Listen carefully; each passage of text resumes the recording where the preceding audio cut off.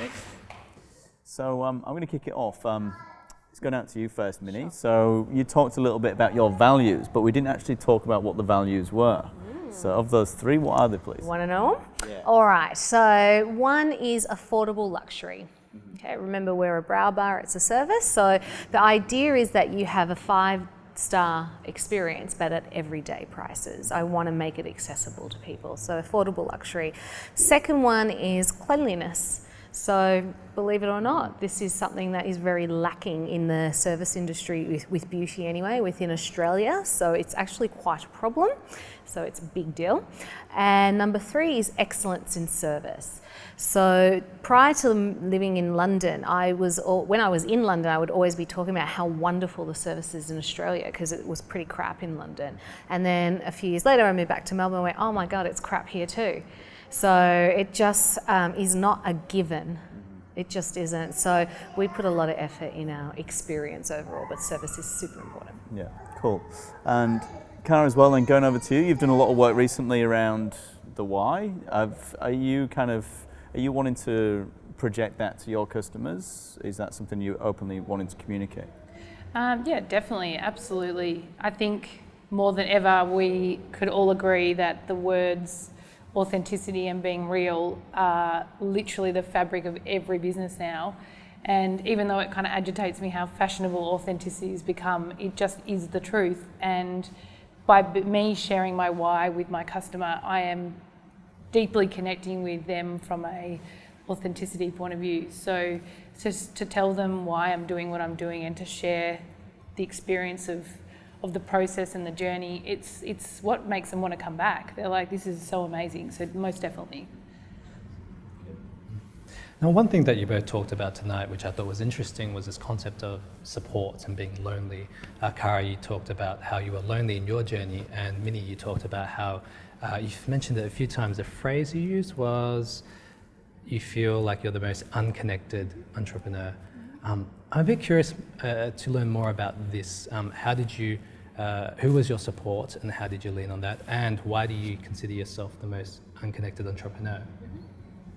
I think for me, I definitely felt like that in the transition period, but I don't feel like that so much anymore because I've made a really concerted effort to actually, at the end of every year, I do a post on Instagram, a reflection gratitude post around the year that's been and how grateful I am for all the things that have happened. And last year, my post was all dedicated around all the incredible women that have supported me in my journey, and also how empowering it is to connect with other business women and to really talk about your ups and downs and your journey together. And I really believe that together we can help each other be better and do better.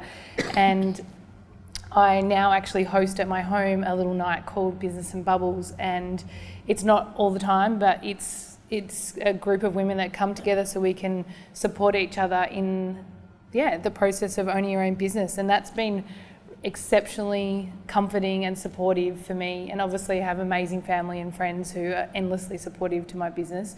But I think that's definitely been the biggest. I know this is it's an overused again saying, but empowered women empower women, and I think that is so true. And sadly, there are many industries where women are still struggling to have a voice and to feel like they are accepted or they're equally able to do a man's job. And so for me, 100%, it's been about surrounding myself with like-minded women who are positive and want to support you and are there for you. So.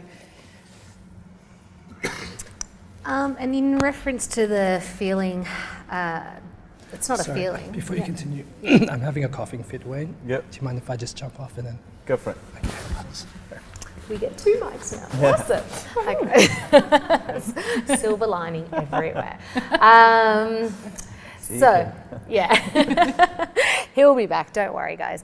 So just in reference to why I feel like I'm the most unconnected entrepreneur that I know is because I am the least unconnected. So when I first started, I literally didn't even know where to get a bookkeeper from, a lawyer, let alone a graphic artist or any of those things. Like Google did a lot of that for me.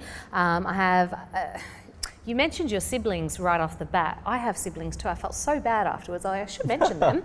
So they are my support. I have 2 older brothers as well who emotionally gave me all the support I needed. They're big cheerleaders for me. But they, like my oldest brother who works in freight forwarding, very not related to beauty at all, but I'm like, dude, do you know like someone that could do my books, you know? And like, do you have a lawyer? He's like, for what area of law? I'm like, oh, the areas, okay, cool. Like I just had nobody, and we fumbled the way through. And 10 years later, I probably could introduce you to some people. If you need a lawyer, I have a good one now. But it fascinates me how a lot of startup companies do start up because of the network that they have, and that's what inspired them, or that's what got them up and going and raring, whereas that's not the case for me. I started because I just wanted to do it, but I had nothing behind me. Yeah. Talking a little bit about networks as well, it seems as well, Cara, that you're able to leverage the voices of the people that you work with, not in a way that's obviously exploiting them, but something that's going to build your brand up as well. So you're working in unison. How important is giving your customers that voice? So you talked about the blog. Oh, I think, it's exceptionally important, especially because what I'm actually trying to do in the process of designing a piece of jewellery for them is I'm actually connecting to their voice and their story and what matters to them. So their voice is the key for me, because what I'm trying to, when I'm designing a piece, what I'm trying to do is help them heal or grow or love or learn or whatever it might be in the process. So their voice is everything. Perfect. Do you have like ambassadors? You've got the 1,000 engaged people on the socials. Are they like your ambassadors that help with? It's funny you say that. I actually did my very first vlog like 5, 6, 7 years ago, and I didn't even know what a vlog was, by the way, back then. So it's on YouTube somewhere. But the thing I talked about is this topic, and I explained about an evening. It was my 2nd week in of opening the store at Maya. So the opening day was insane. Like I had tons of people come, and it was all my friends and family, and they didn't just come, they came with flowers and champagne and chocolates and cards, and it was like, you know, like a wedding day or something. It was amazing. And then it was a Saturday as well, so the next day was a Sunday. Wasn't as busy, but definitely lots of people came that I knew. The next day was a Monday, no one turned up. Tuesday, hardly anyone turned up. Wednesday, but I was okay with that, because I mean, you'd have to be pretty naive to think that you're going to start with masses of people, depending of who you are and how networked you are, I suppose.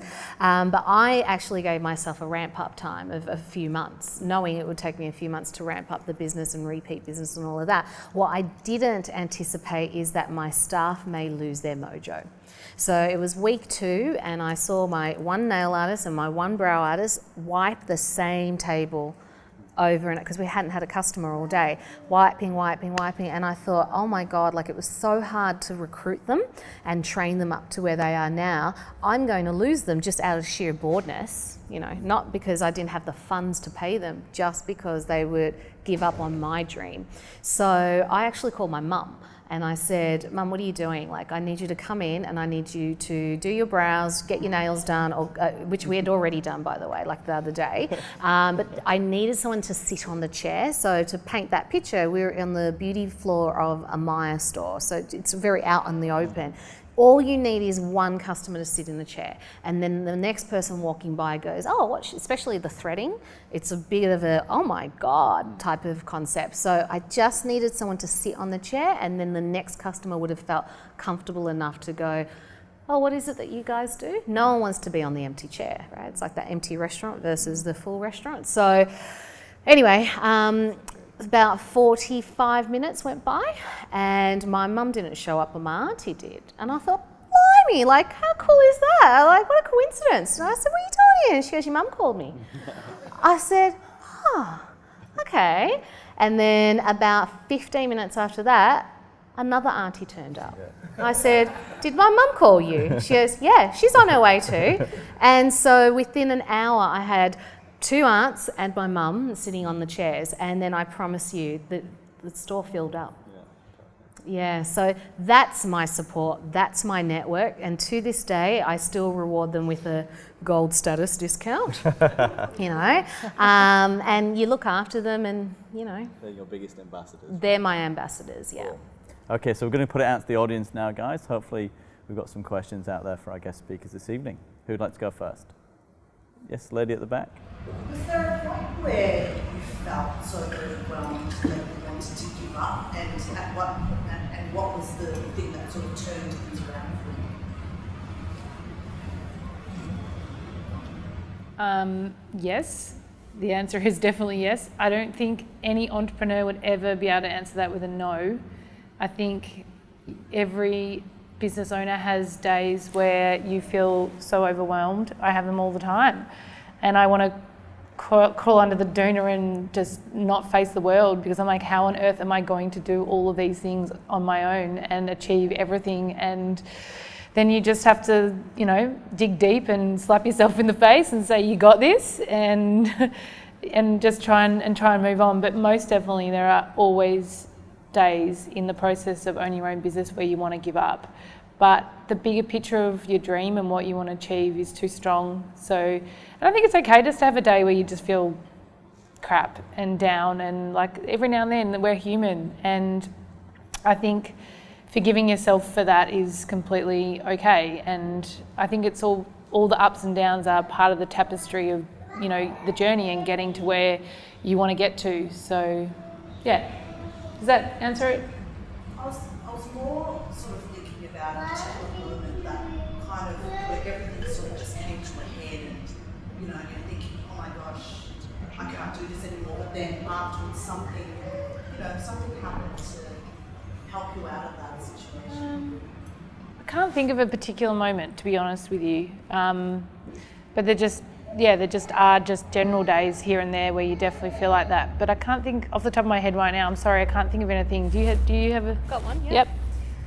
Nearly losing my business definitely was one of those days. So after a very successful store number 1, Maya was very keen to help us open store number 2, which was in Chadstone Shopping Centre on the beauty floor there as well. And in 10 months, it was very evident that it was not going to happen. It wasn't working, the numbers weren't built, it just was not delivering the way High Point did. And so I had lots of reasons as to why, and I still do believe a lot of it was for the lack thereof support from the Maya team. And I wrote a very long email to the CEO of Maya, Bernie Brooks at the time, and explained how shit his team was to us.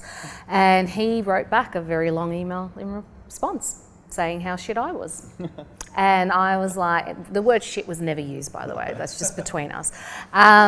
So when the CEO of the largest department store in the country tells you, and here is a quote from the email, you need to take a good look in the mirror, that's when you just like, it was a physical kick in my stomach. I was going through my first divorce number 1. Only been 2, don't worry, 3rd time lucky, I'm sure. If you're wanting to count.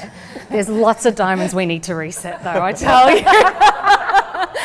And let's rebuild that. Yeah, for sure. I'm coming to that dinner next time. So anyway, look, beyond that, there was like the blaming game, and it was like, dude, I actually don't have time to know who did what, who said what. I've got money on the line and people's jobs on the line. So what am I going to do with all these employees that I've just hired? I can't just put them into the one other store I've got. Then I'd be overstaffed and overcapitalizing, all that kind of stuff. So I needed what the hell? That was the kind of thing. And it was my dad who said to me, Minnie, you come from Taylor's Lakes, open up Water Gardens. Everyone knows you there. Just open it up, they come. Don't worry about it. And I was like, Water Gardens, darling, I'm coming from Chadstone, like I can't be doing that. But I did. So I shut that down, which was, that fit out at the time was about 150,000. That's a big fit out for a very small space on the Maya floor. You can do a whole store with that, not really these days, but you could pull it off. Anyway, so overnight we dismantled it, and a week later I made it a pop-up, because that was a pretty trendy word about 6 years ago. We made a pop-up, and I just got a weekly rental space, and I stood there for 7 days a week for 3 months. 7 days a week, every day.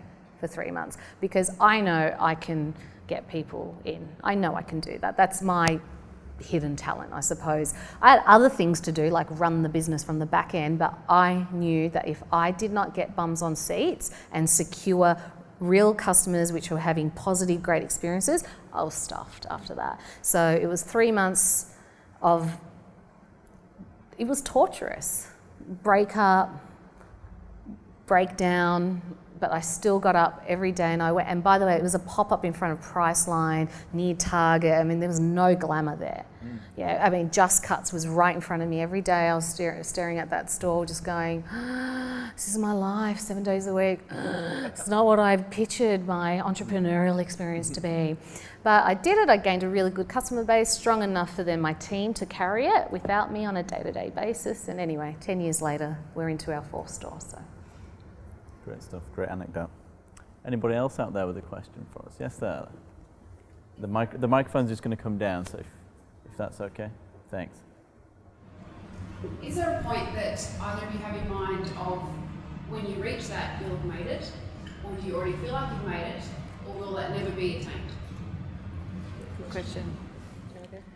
Really good question. I'm actually quite passionate about this topic. I think what the idea of making it is different to everyone, and for me, I don't have a goal in mind where I'm like going to take over the universe and have 50 jewellery stores across the world. My goal for me is that when I've made it is looking back in my lifetime and knowing that my business stood for more than what the physical materials are made out of, and that I'm leaving a positive legacy behind. And I didn't get to talk about this, but in the last 2 or 3 years, my business has donated a lot of money back to many charities, and I am very passionate about making sure to use my business for giving back and for doing good. And I suppose for me, it's just a personal journey that as long as I've got enough food to have, great meals and have a good life, I'm happy with that. I'm content. I don't need to be a multi-millionaire, but for me, I will have made it knowing that I've invested in all those things that actually matter to me, and they are not monetary things.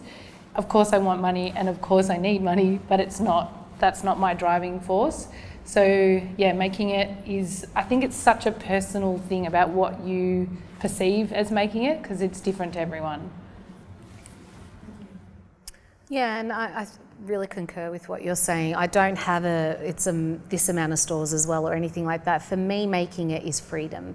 So the freedom in my future to know that I can go left or I can go right, and there's nothing stopping me, like there's no blocks. And I guess that is kind of financial in a sense. Yeah, I've got enough money to, if I decide that I'm going to Zimbabwe tomorrow, I'm going, right? And no one can tell me otherwise. But the reality is you do lose your freedom to a huge extent when you become an entrepreneur, you have a small business, but you gain freedom in other aspects. So mine is probably to have financial freedom is really important versus I have to own X, Y, or Z. Great question, great answers. And, lady just behind that. Yeah, I was just wondering when and how did you decide to quit your full-time jobs? I'll go whilst I've got the mic and pass it over.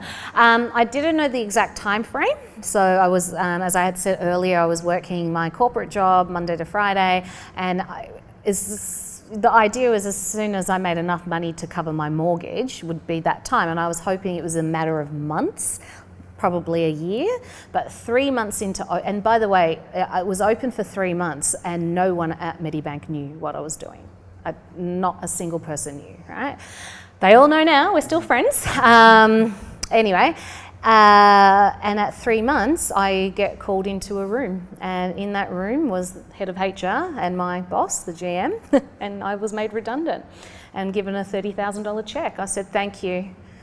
That's terrible. Oh, God, and they said, there's a counsellor waiting for you outside the door to help you, to guide you through this really. And I walked out the door and I said, thank you. And I just kept walking. And it was like, that you can't write that shit, you just can't. I was so dope. That was dope. Sorry. That's a great way to go out. Yeah. So for me, it was a very difficult process because I was very emotionally entwined with my job. I worked for a very small family business, which I was highly passionate about. After working there for 14 years, I'd really embedded myself into the business, and there was always like a little tiny question about, you know, will you be our succession plan? And maybe there was like a 1% of my brain that entertained the idea that maybe I would take over this jewellery store.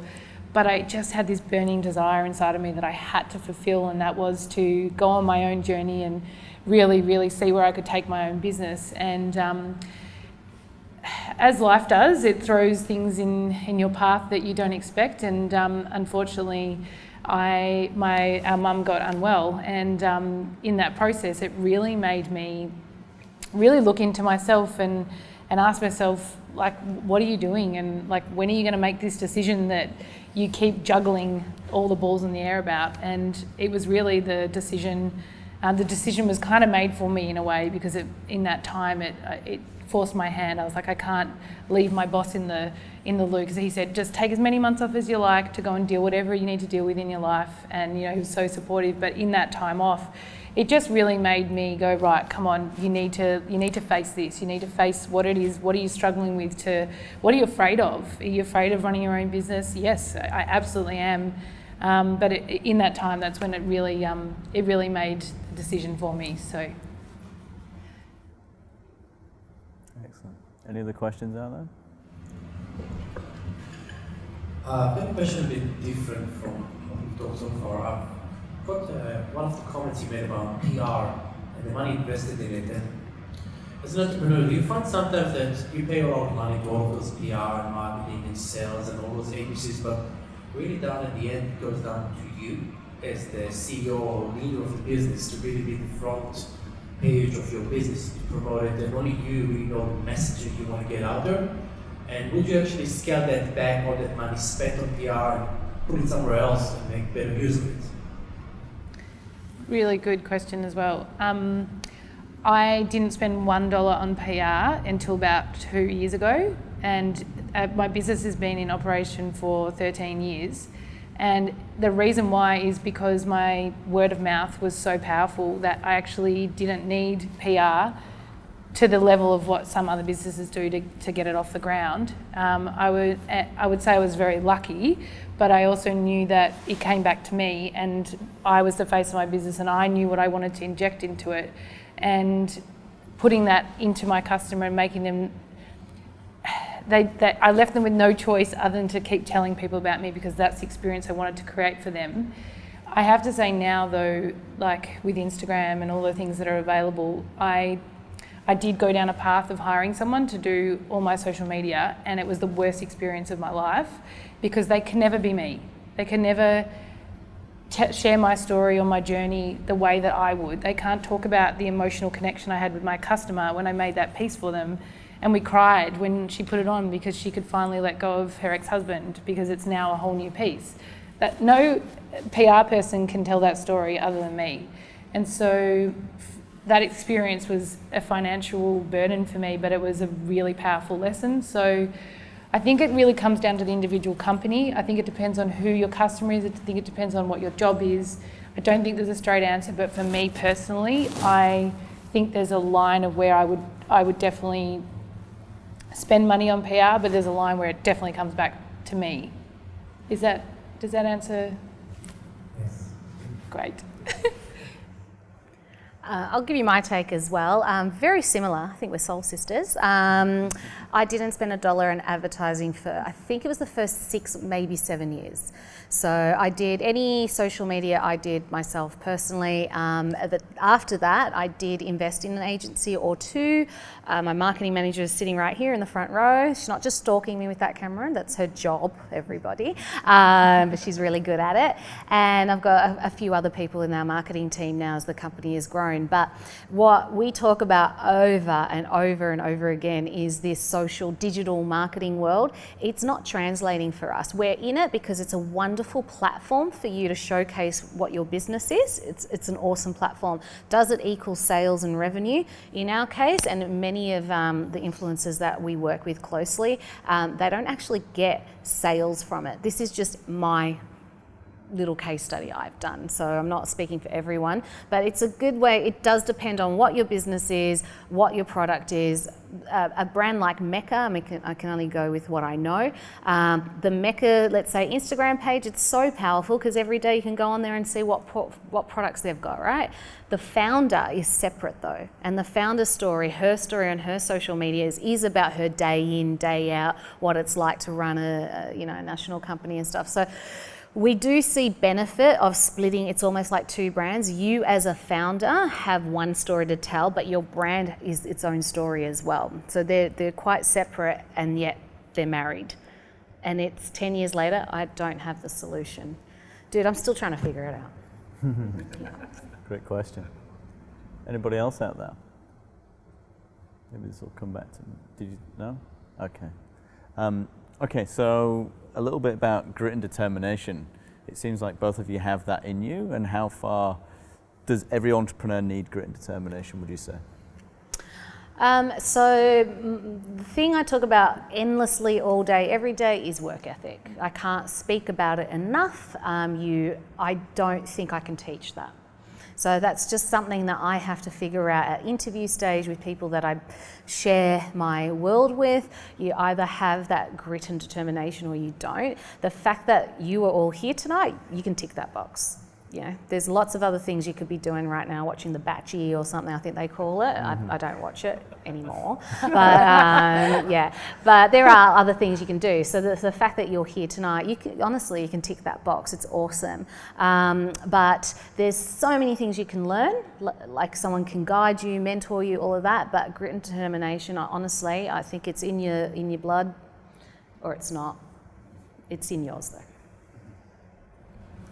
Yep, no, grit and determination are two key words I think that for running a business you have to have. If you don't have it, of course you can evolve and you can grow and you can definitely work on it, but it just comes hand in hand with owning your own business and a resilience that has to come from somewhere to be able to cope with all the different hats that you have to wear. Man, like how many hats do we wear? Like so many hats. Like until you get your own bookkeeper and your own accountant and your own, like you're doing everything. You're doing it all. And like sometimes I'd be going to bed like doing my books while I'm falling asleep, and then wake up in the middle of the night and drawing, and then getting up and going on to the next hat. And you can't, if you don't have grit and determination, you're not able to do that. So I think it's 100% part of the recipe of owning your own business. So, cool. This is a little bit more for you at the moment, Cara, but obviously that creative side to your personality, do you find it easy to get stuck into the numbers and analyse the business and see what you need to get out of it? No.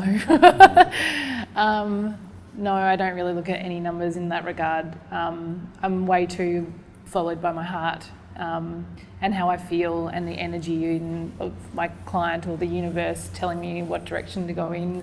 And I know I probably should be a little bit more into the numbers, and I'm going to get there.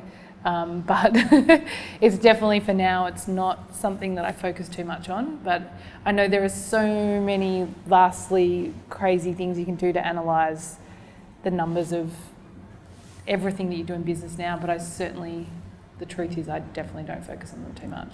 Whereas Minnie, you said about the P&L, you look at that quite closely. Analytics is huge for me. So I'm dyslexic, so I find it really bloody hard, but I do it anyway. I was never the smartest kid in the school. I practically failed my VCE, but this whole grit and determination stuff, right? The work ethic, that's where everything else can be followed through with. So I had coined this term business artist because I do feel I'm a little bit creative, but I really couldn't sketch if you gave me pen and paper. But in my mind, I'm Picasso. So I've got the ideas, I just don't translate them very well onto paper or digital. So I have lots of graphic designers and agencies and people in, other people in-house that can execute the ideas that I have here. But I also have this very strong business part of my brain as well. So I'm a bit of a hybrid between creative and economics or commerce. And so I just naturally came up with this term, I'm a business artist. So you can all use that now. It looks awesome on your profile. I've coined it on my LinkedIn. You're all going to follow me on that too. You'll see it. Awesome. Guys, we're actually coming towards the end of this evening. So if there is anybody else with a question out there, please don't hold back. Anybody with one last question? Kim, we'll put this last one out to you. Yeah.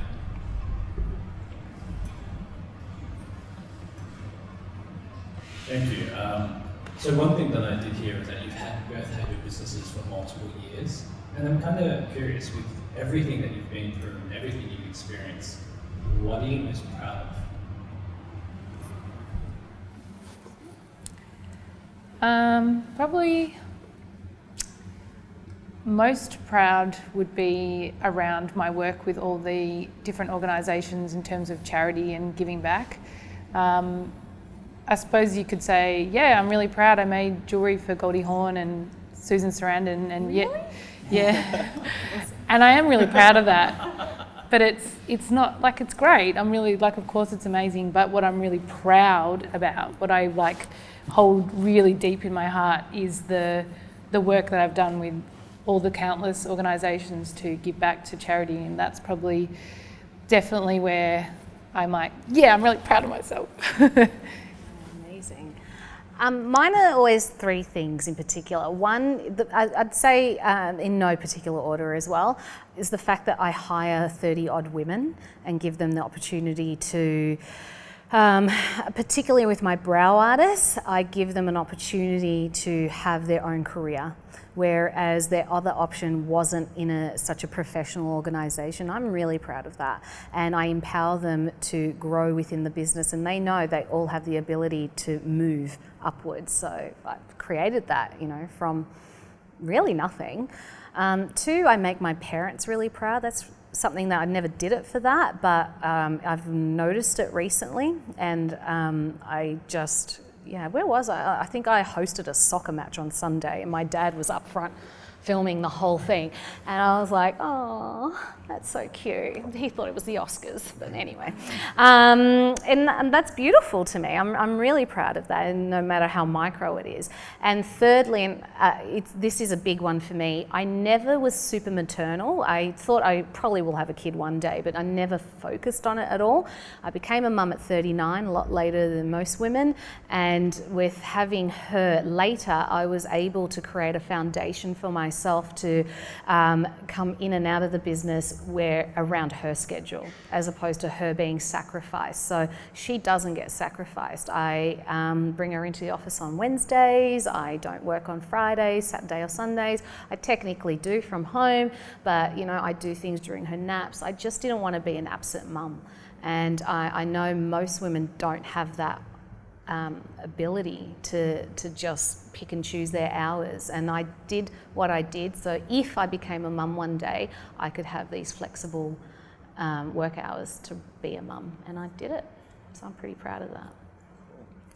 Great answers, everybody. So can I say one last thing? You can say one last thing. I just wanted to finish up on saying that as a woman in business, one of the number one things that I think about if I'm ever having a bad day is obviously my husband working in ICU, but also that we are so lucky to live in a country where as a woman we have a choice that we can wake up and go, I want to start a business today. I want to own a business today. Just that choice, that freedom to just make that decision is so incredibly powerful, and we are so, so lucky as women in this country, because there are many women around the world who don't even understand the concept of the choice to even entertain the idea in their brain. So I just wanted to finish on that I'm really grateful that I live in a country where I have a choice And not only am I choosing to do that, I get to live my passion every day. And thank you very much for having me tonight. Yeah, our pleasure. So guys, can we have a round of applause for our guest speaker this evening?